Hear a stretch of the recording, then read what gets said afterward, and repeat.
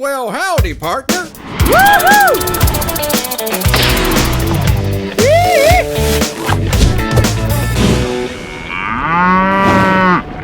Well, thanks for being with us today on the Spur Radio Roundup. I'm pretty excited. We got a gal that I met about 8-9 months ago at the Texas Country Music Awards. This is Cherise Carver. Cherise, thanks for being with us here on the Spur Radio Roundup. Oh, thanks for having me, Ken. I'm just so excited to be here. Well, cool. Well, man, I've been watching you, and you're pretty busy right now. You've been getting around and doing a little touring and doing some gigs. You recorded a new song. You've kind of had a busy year so far. I have. It's been great. So we released the current song that's out there, That Ain't My Stuff, this year. I've got a new song coming out June the 23rd. We're going to send that to streaming, so I'm excited about that. And then we'll have another radio song probably 2 or 3 months after that. So, and I was going to let you know, I don't think you know this about me. I am a songwriting coach, and so I do that as well. I host a free monthly Zoom call with my Facebook group, and I have about 225 members, and so people join that, and we critique each other's songs. It's just this fun little thing. Yeah, that's pretty cool. And you got your own studio, you and your husband, right? Yes, Chris Collins. Yep. So I see that. So you are busy. I think, don't you even do some like jingles and stuff too if they want you to? I do. I write jingles for people, like their podcasts or for radio, if they'll have an ad. Like a lot of times at Christmas, I'll do one. And then I do custom songs as well. So people come to me with, an anniversary or birthday. I recently did one for a lady's mom. It was her 75th birthday. And she told me the story. It was such an amazing story. They lived overseas, 12 different homes and all these things. And I was fortunate enough to be able to write that story. And then they sent me the video of when she heard the song. And it was just, it's so cool to give a song that's your story. Right. Well, let's back up a few years. You got started, if I remember right, in gospel, didn't you? Or you used to be in a gospel band? I did. When I was in high school, I kind of focused on country music, and then in my 20s, which we won't say how long ago that was, last year. Right. In my 20s, I moved to Northwest Arkansas, where I am now, in Rogers, and started a gospel group called Marvelous Grace, and did that for several years. Oh, that was so much fun. That was probably one of the best of my life. And we even bought a little bus. It was so cute. It was a short bus. It was a little bit. It literally was. Right. And so, we traveled around to different things, and we had some success. We got in Branson. We were nominated for several awards, like Gospel Group of the Year and Songwriter of the Year and stuff like that. We didn't win, but it was still cool to be, nominated and stuff in those groups. So, yeah, I did that. And then I actually went to Nashville, Tennessee in 2009 and recorded by myself. I didn't have the group anymore. And recorded 10 songs there with Zion Music Group. So it was a Christian label, and sent that out to the world. I got some radio play on Sirius Satellite Radio. Right. The crazy thing about that was I was driving to work, and I hit the button for Sirius Satellite Radio, and a song was ending, and then the song started, and I was like, that's familiar. Like, oh my gosh, that's my song. And I had to look because I had it in my CD player too. I was like, did I turn on my CD player? Right. And it was on Sirius, so that was my first time. That had to be a pretty good feeling. I was in shock. I had a promoter at the time, but I had no idea she'd sent it to Sirius Satellite Radio. So that was my very first experience with the joy of hearing a song on radio. Right. So jump forward a few years. You joined the Texas country scene. Was it in 2022? I think you released your first song or something like that. What brought you to Texas country? Oh, absolutely. I love to tell this. So I've been trying to find my sound for years. So I'm a piano player, first and foremost. I've been doing that. And I loved country, 90s country, 80s country. Absolutely loved that. But absolutely kind of hard to strum the piano. I always wanted to write country, but because I sing country, that's what I have a country voice, and I'm from Nashville, Arkansas, this little town. That's originally where I'm from. And I always wanted to write country and sing it, but I just couldn't get the rhythm on the piano. So 2 years ago, I picked up the guitar for the very first time.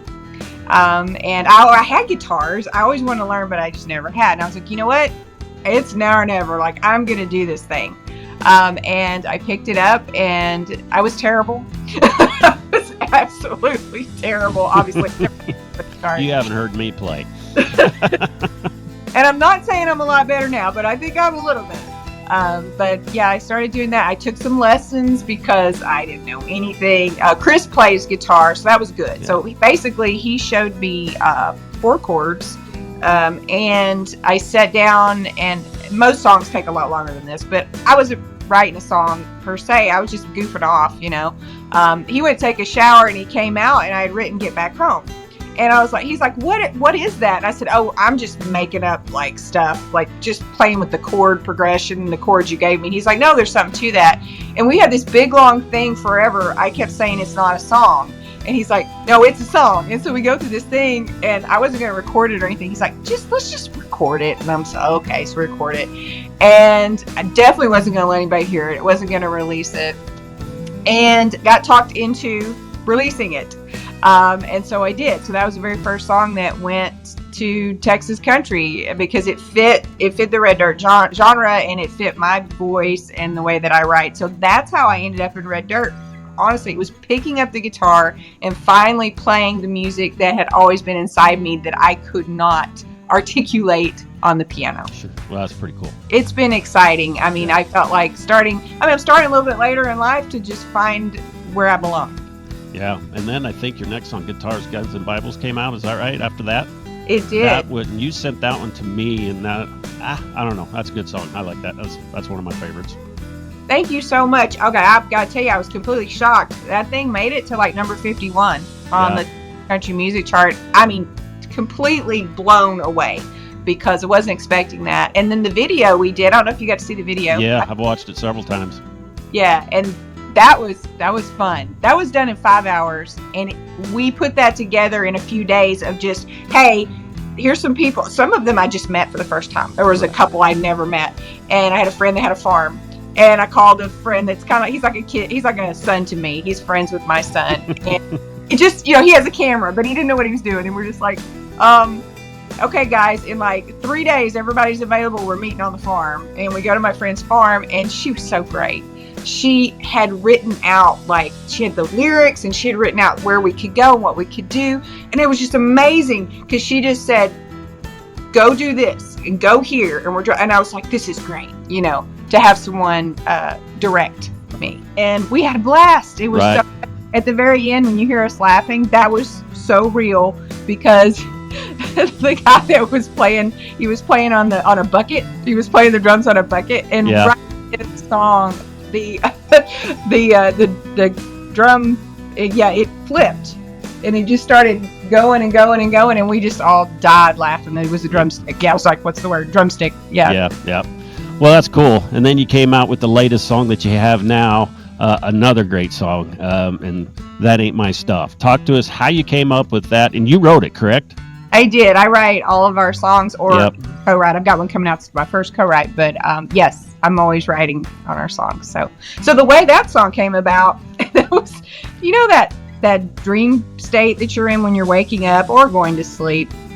I'm in a dream state all the time. Then you should be able to write some great songs. Yeah. But this was the first time that one came to me like this. So I was waking up and going back to sleep, waking up, going back to sleep. It was like a Saturday morning or something. And I just kept hearing That Ain't My Stuff over and over in my head. I have no idea. I didn't know what it was going to be.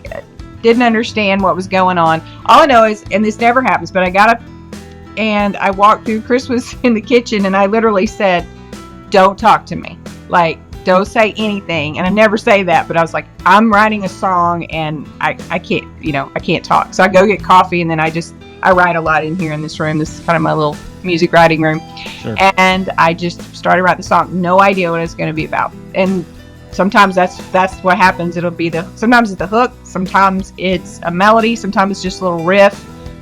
Every song is different. So, and I see the movie in my head. So as soon as I started writing, that was the first thing that came, was the very first line. And I could see every single detail in my head, like the color of the dress, the color of the shoes, where the rooms are, where the pictures are. And so when I'm writing, I see the movie. And my hope is if I see the movie, you see the movie. Yeah.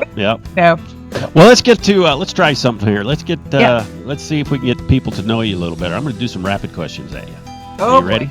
We're going to rapid fire this baby, Spur Roundup style. So, what's your favorite color? Red. What's your favorite food?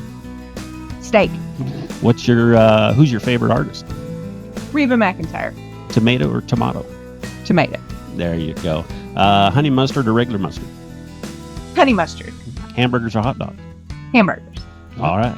Well, there. See, now people know. See, I just, as they popped in my head, I threw them. So we were both rapid fire there. I thought that was kind of cool to give that a whirl, just something different. So you got a new song you're getting ready to release. Can you release the name of it now, or can you tell me the name of it, or what? Why not? Yeah. It's called Honky Tonk Out of This Girl. Okay. And when are you going to release it to streaming?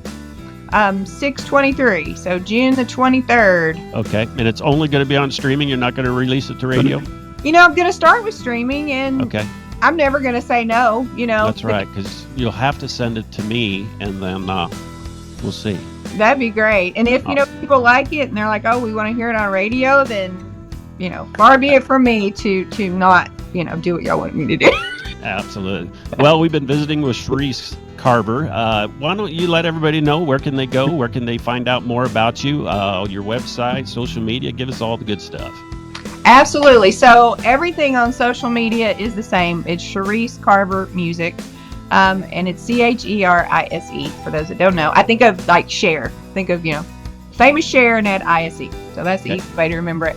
And then my website is just CheriseCarver.com. Don't ask me why it's different. I just set it up years ago like that, and I left it. So that's the only one that's different. But so yeah, you can, if you follow me on Facebook, Instagram, and then you can join my email distribution list on my website. Because I put my songs like on the very first page. You can play them, download. I don't want you searching. Like, I don't want you like, where's the music? Where's the music? So, boom, you're gonna go to the first page. It's there. And again, we do provide a lot of services. It's on there too, Crimson Road Studio. So we just have all that, and it's all out there. Cool. Well, thanks for being with us here on the Spur Radio Roundup, Cherise. Like I said, I enjoyed talking to you. I love your sound. Keep putting out the good music. And thank you, because you're like a huge proponent of it being on the charts or doing anything. So thank you so much for being a fan and playing the songs. Absolutely. Well, thanks for being with us here. That was Cherise Carver on the Spur Radio Roundup. Woohoo!